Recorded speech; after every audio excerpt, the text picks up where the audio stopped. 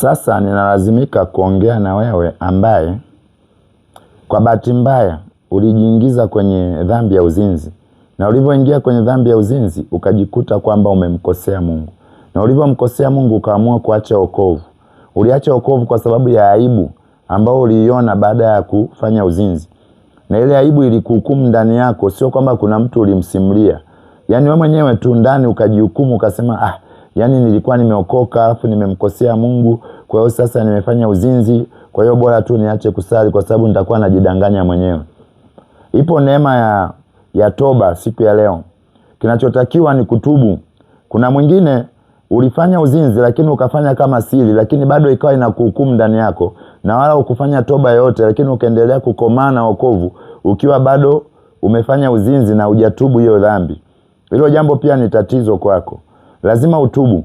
Sasa namba zangu zipo hapo, unaweza ukazitumia hizo namba ukapiga moja kwa moja na kunieleza ili tuweze kuongozana sala ya toba, ili uweze kuachana na hicho kitu, ili uweze kurudi kwenye ile neema ya kwanza. Kwa sababu baada ya kuingia kwenye dhambi ya uzinzi kuna vitu vikaanza kukaa sio sawa.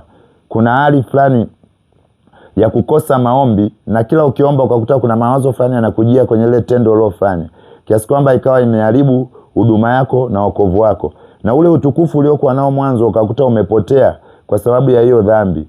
Kwa hiyo usisite. Namba zangu ni hizo hapo 0759 070345.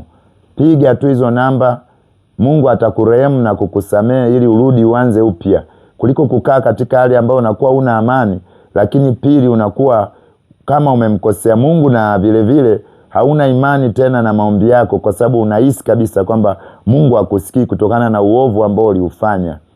Ramo kasla koshira riabusia teremando le mabiri makoria tara masaya busli koshira posta ya rando kala masaka tandaria rakia baskando.